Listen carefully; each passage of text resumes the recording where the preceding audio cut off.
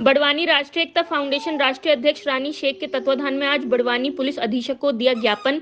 पूरे भारत में चिटफंड कंपनियों ने अपना महाजाल बिछा रखा था। इस जाल के पीछे भारत सरकार का ही हाथ था, क्योंकि इन्होंने इन कंपनियों का रजिस्ट्रेशन भी भारत सरकार के द्वारा ही मिला था तथा बंद भी भारत सरकार ने किया। लेकिन शासन ये भूल गया कि इन कंपनियों में गरीब, मजदूर, पीड़ित परिवारों का पैसा लगा हुआ है। अगर शासन इनको लाइसेंस नहीं देता तो आज लाखों करोड़ों रुपए इन गरीबों के नहीं उलझते। लेकिन शासन ने लाइसेंस देने के बाद इसमें बेरोजगार युवाओं का भी नाम किया और काम दिया।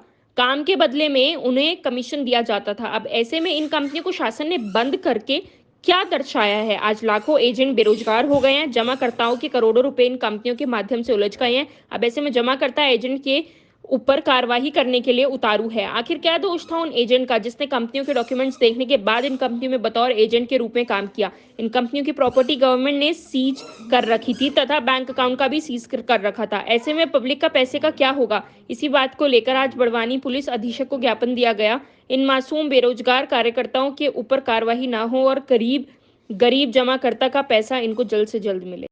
मैं रानी शेख, राष्ट्रीय अध्यक्ष राष्ट्रीय एकता फाउंडेशन से। हम लोग 2017 से कंटिन्यू मतलब इन कंपनियों के खिलाफ कार्रवाई कर रहे हैं। जो 2 लाख कंपनियां मोदी जी ने बंद की थी, चिटफंड कंपनियां, उनके लिए मतलब ये कंपनियों को रजिस्ट्रेशन भी सरकार ने दिया था, बंद भी सरकार ने कर दी। अब इन पे जो कार्रवाइयाँ हो रही है वो कंपनी मालिक डायरेक्टर के विरुद्ध हो, वो तो अच्छी बात है। बाकी कई जगह पे ऐसा होता है कि एजेंट के खिलाफ कार्रवाई हो जा रही है, जबकि एजेंट खुद भी पीड़ित है। उन्होंने खुद अपना पैसा निवेश किया और सरकारी लाइसेंस देखकर ही पैसा जमा किया था। उनका ऑडिट होता था हर साल, तो अगर मान लो ये चीज़ गलत थी तो ऑडिट होने में ही रुक जानी चाहिए थी। या सेबी की निगरानी में थी तो सेबी को भी तो बताना था ना कि ये कंपनियाँ गलत चल रही हैं। जो एजेंट लोग काम करते थे उनका टीडीएस कटता था, तो टीडीएस 1 नंबर की इनकम पे कटता है कि चोरी की इनकम पे कटता है? और आज अचानक ये लाखों एजेंट चोर हो गए और ये लोग मतलब कंटिन्यू शिकायत लेके जा रहे हैं कि भाई हमारे ये जो रिश्तेदार हैं, मिलने जुलने वाले हैं, इनका पैसा जल्दी दिलवाया जाए। तो वो पैसा मतलब प्रॉपर्टियाँ सीज हो गई है, कई जगह नीलाम भी हो गई, पर वो पैसा मिल नहीं रहा है। तो आज निवेशक भी परेशान हो रहे हैं, एजेंट भी परेशान हो रहे हैं। तो हम लोग यही मांग कर रहे हैं कि उन कंपनियों से जल्दी निवेशकों का पैसा मिल जाए, ताकि ये लोग भी सुरक्षित हो जाएं और वो भी फ्री हो जाएंगे सर। मैडम, ये आवेदन आपने एसपी साहब को दिया तो उन्होंने क्या कहा?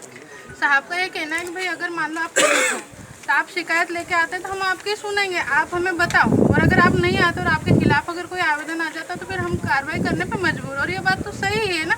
मान लो हम दौड़ते फिरेंगे, इधर उधर भागेंगे, तो हमने जब जमा करवाया था तो हमको दिलाने के लिए भी कोशिश करनी चाहिए। और अगर मान लो एजेंट नहीं जाते हैं, फिर उनके खिलाफ शिकायत हो जाती है, तो हम प्रशासन को भी गलत नहीं ठहरा सकते। ये है कि हर एजेंट को कोशिश करनी चाहिए कि अगर उन्होंने जमा करवाया था तो दिलाने के लिए भी कोशिश करें। क्योंकि अभी मैं डीजीपी साहब से भी मिल के आई थी और वहाँ पे हमारी बहुत अच्छे से चर्चा हुई है। पहले मेरा एक लेटर सब जगह उतर चुका है। ये इसमें स्पष्ट लिखा है, चिटफंड पीड़ित निवेशकों की धन वापसी एवं लाखों एजेंट स्टाफ कर्मचारियों को आत्महत्या करने से बचाने हेतु। मतलब अगर कोई फरियादी बन के जाता है तो उसकी सुनवाई होगी। अगर वो जाएंगे ही नहीं, डरेंगे, तो फिर उनके खिलाफ कार्रवाई हो जाती है। तो उसमें हम किसी को दोष नहीं दे सकते। ऐसा